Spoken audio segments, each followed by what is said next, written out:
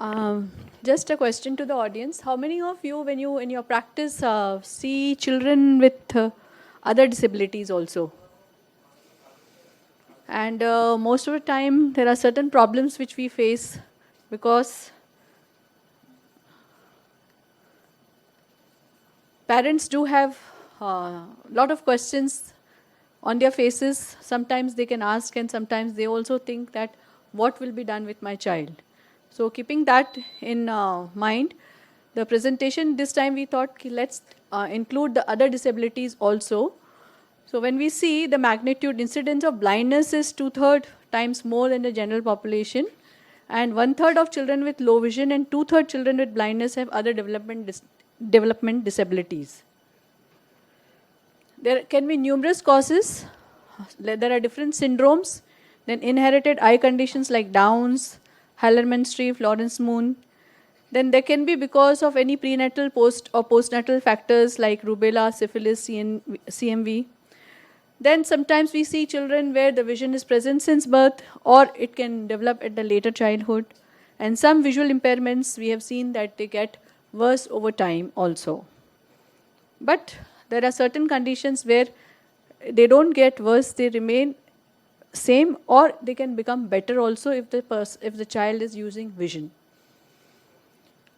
Now, what happens with these type of children? They can lead to multiple handicaps like hearing impairment, cerebral palsy, learning disabilities can be there, physical disabilities. So, because of all these associated handicaps, sometimes it becomes very problematic for us to answer to our patients, to answer to our parents and saying your child has this much vision, or they have or they do not have vision. That is the first question.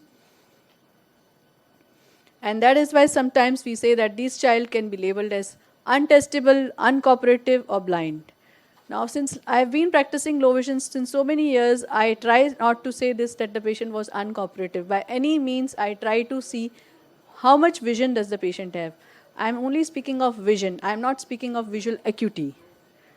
And sometimes we see if there is a vision, then how much can the child see? So we all know that the children they develop and they learn and they learn and they develop. It's a vice versa procedure where it can lead to physical development, improve their cognitive development, speech and language improves, self-help, and they have social and emotional support.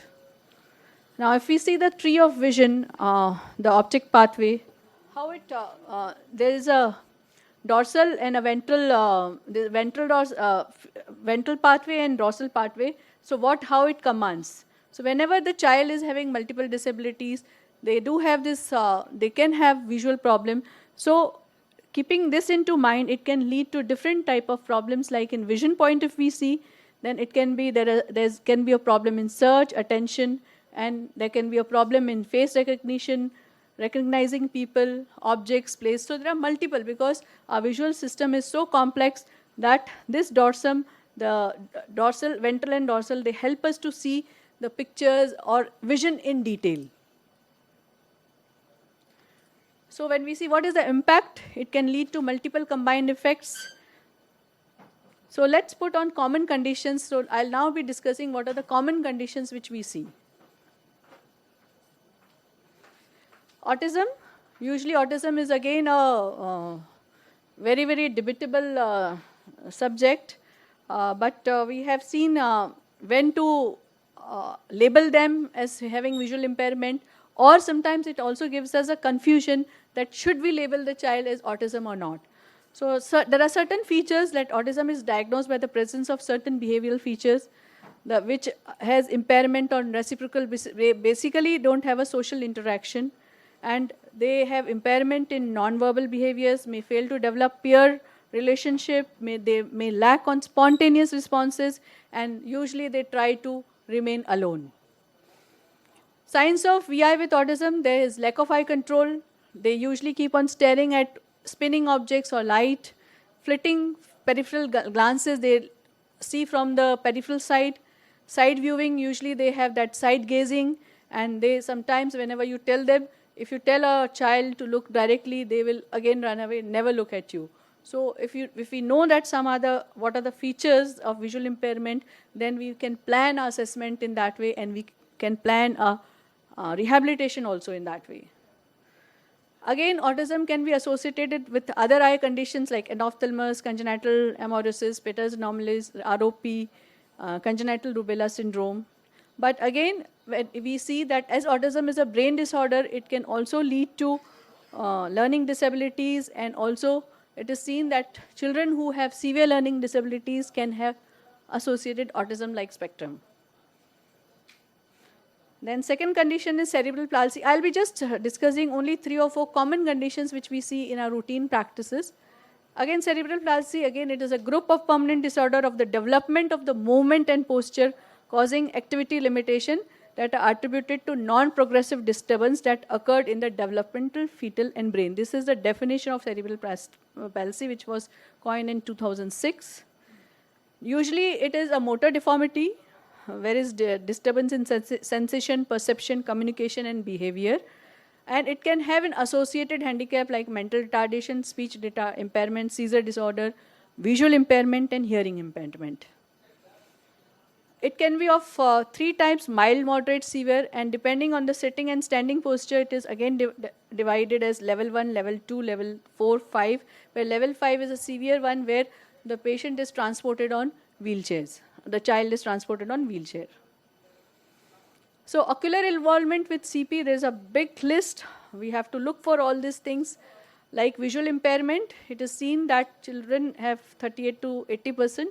Ocular motility, like usually they have squint like ESO and EXO. Nystagmus, 60 to 80% do have refractive errors. And this is the main thing in children with CP. This is the first thing which we should go for, because it is seen anyway they have visual impairment. When we look at the vision tree which we saw, they do have all these problems. And if they have less vision because of refractive error, that adds to the problem. I have seen in my practice that like children have very bad neck holding. We have prescribed glasses, they see better, their neck holding also improves, because again it's a developmental stage which is going on. So the better the vision, the better it. Even if that little vision is improved because of that, they will feel better.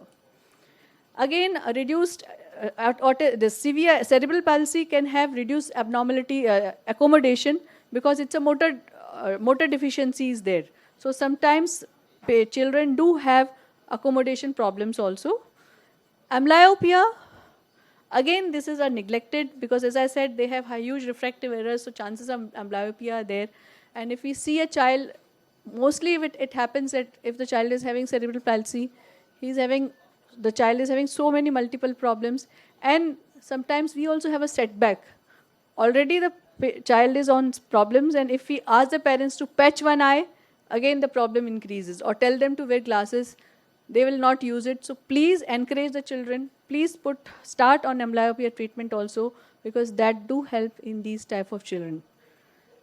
CVI, yes, it is at 16 to 80%, and optic nerve atrophy and optic nerve hypoplasia also can be seen in this type of children. So why I am discussing, because if we know what we have to look, your assessment will be very quick. Your planning will also be quick. And again it is seen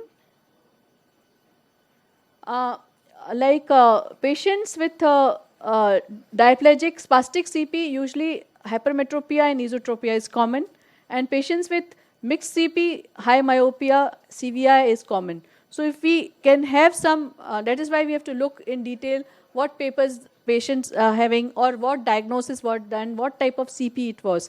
Again, it will give us a clue that what type of refractive error we should look for and how we should look for. Because sometimes we know that either we ophthalmologists are very busy, much more dependent on our optometrists. So we can guide our optometrists also that they have to do a good retinoscopy to find out the refractive error. Then coming to the common condition, that is cortical visual impairment. Nowadays it is labeled as cerebral visual impairment, because it's not only at the cortical level, it's at the cerebral level, where if we look at the vision tree again, so multiple things are involved. That is why now they have called as cerebral visual impairment, where it is with the visual pathway rather than with the eye itself. So we see that it is associated with CP, intellectual disabilities, hydrocephalus, and microcephaly. Again, if we see how the vision gets affected, so these are the areas where there is in CVI the brain gets affected. So dorsal system, as we saw, and ventral system. Usually dorsal system helps us to get around safely, avoid bumping objects, use of steps without stripping. While ventral system, so if this is affected, then it can lead to all these problems with the child with CVI. And if the ventral stream gets affected, then recognizing of familiar faces, knowing common objects, and recognizing the familiar way, like they cannot move around. Many times parents say, that child does not look at my face. Or whenever we speak to our children, they don't look directly to our faces. So it is because of this problem, the ventral stream is affected, the child may not be able to. So we have to counsel the patient that is why it is called as CVI. This is a problem your child is having. So don't encourage your child to look in that way, because many times we have seen parents, you're seeing late, look straight. They will beat on the head of the child, look straight, look straight. But for this CVI children, it is the normal posture, the normal thing which they look, because they cannot see. The brain looks in that way. So we have to counsel the parents that please encourage your child, don't discourage them that they should not see like that. So this is a long list of color with CVI can have clinical features like usually children with CVI, they prefer bright colors and especially yellow color. The mother will tell you, doctor, जब भी देखो yellow bulb को ज़्यादा देखता है. They keep on looking at yellow things because this is a feature of CVI. Again, it will help us to diagnose also. If we know the features, it helps us to diagnose a case of CVI. Then movement. If you move your torch very fast, they will lose interest. That is why if parents, if the child is having visual impairment and if the parents say that my child does not enjoy television, think of CVI. Think of CVI, because children with CVI will never enjoy television. They will enjoy music or very slow one particular two or three things comes on the screen, they will enjoy that. But if too many things are there, they will never enjoy it. So sometimes in vision therapy, I tell to my patients that TV is a must for your TV watching is a must for vision therapy. In vision therapy cases, we do that when we have to give. But in CVI, we tell them, please don't make them see television, because they will be in a state of confusion. Anyway, they don't want to see also.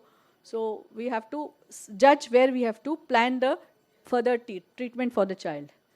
Then latency is present. Then again, there is a ventral stimuli. This is absent crowding. Like whenever you take the vision in a CVI child with too many letters on it, they will not cooperate. If it is single letter, then you can take out the visual acuity. If it's a verbal child, or again, it depends on the learning ability of the child. So if the child is there where you give a vision chart with too many letters, they will not cooperate. But if you only show one letter at a time, they might cooperate and you can take out some quantity of visual acuity.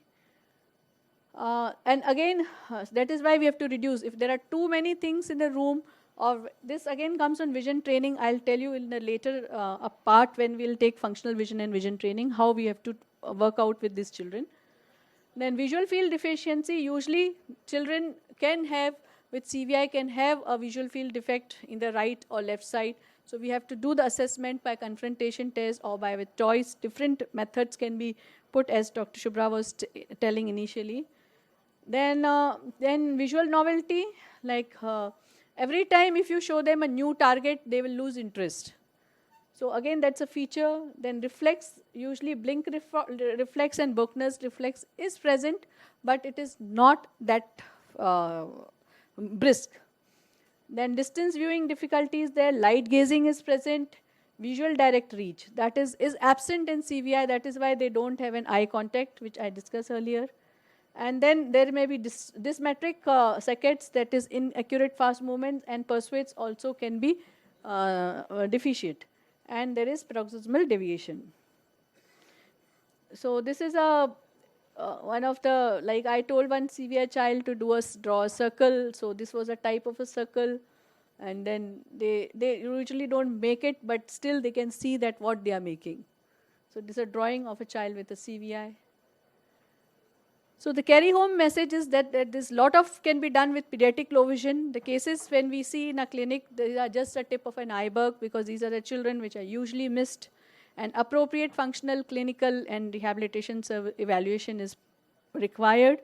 And these children should also be helped to maximize their residual vision. Again, I always say that as these children have very low vision, we usually feel that either we contributed to the mental retardation, or we contributed to the what we say not cooperative thing, because many times parents are also frustrated.